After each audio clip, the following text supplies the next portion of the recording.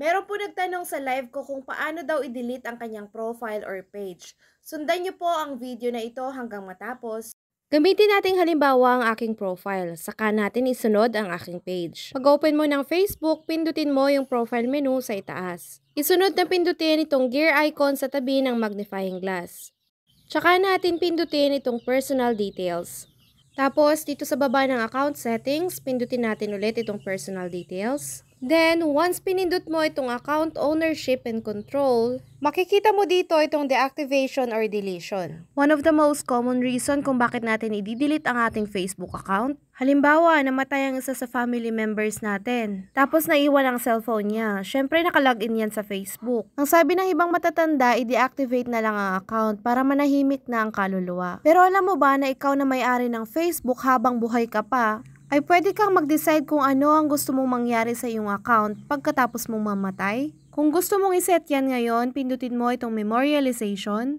Piliin mo itong Facebook profile mo. Tapos pindutin mo itong memorialize account. Tapos, isearch mo na dyan kung sino ang gusto mong maging legacy account. Siya yung taong gusto mong mag-manage sa iyong profile after mong mamatay. Don't worry kasi hindi naman siya magkakaroon ng access sa iyong messages. So, sabi niya dito, pwede mo daw bigyan ng access ang iyong legacy contact person para daw i-download ang mga shinare mo sa Facebook kasama dyan ang post, photos, videos, and information from your about section. Yung mga archive posts and photos yung tinutukoy niya dyan ha. Yan yung mga personal data na hindi karaniwan nakikita ng iba dyan sa profile mo. Yung mga posts and photos na nilalagay natin sa ating archive ay hindi yun ma-access or makikita ng mga followers mo. Pero kapag pinili mo itong give permission, yung legacy account na pinili mo ay magkakaroon ng access doon sa archive. Ito, once pinindot mo itong send, mapapadalhan ng notification yung legacy account na pinili natin na nagsasabing ikaw ay gagawin niyang admin sa kanyang profile.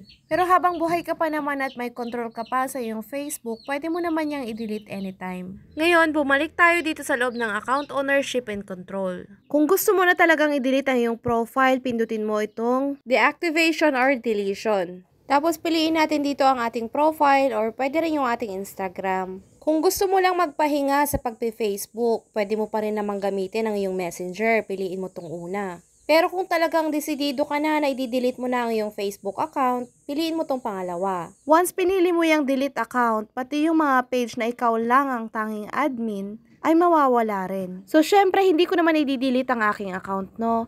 Lipat tayo sa ating page. Pindutin din natin yung profile menu sa itaas. Tapos, yung gear icon. Scroll down tayo dito hanggang marating natin ang access and control. Dito yan sa baba ng your information. Ayan, pindutin natin to. Then, itong maliit na arrow. Kapag deactivate ang piliin mo, pwede mo pang balikan ang iyong page sa loob ng 30 days. Pero kapag delete page na yan, hindi mo na talaga mababalikan. For more tutorial videos, pasok po kayo sa aking album na Meta Tutorial. Meron din po akong video explanation dyan sa madalas na tinatanong sa aking live. Ito ay yung okay lang ba gumamit ng trending audio? Bakit walang earnings ang video na ginamitan ng use audio? Magkita tayo sa mga susunod kong videos.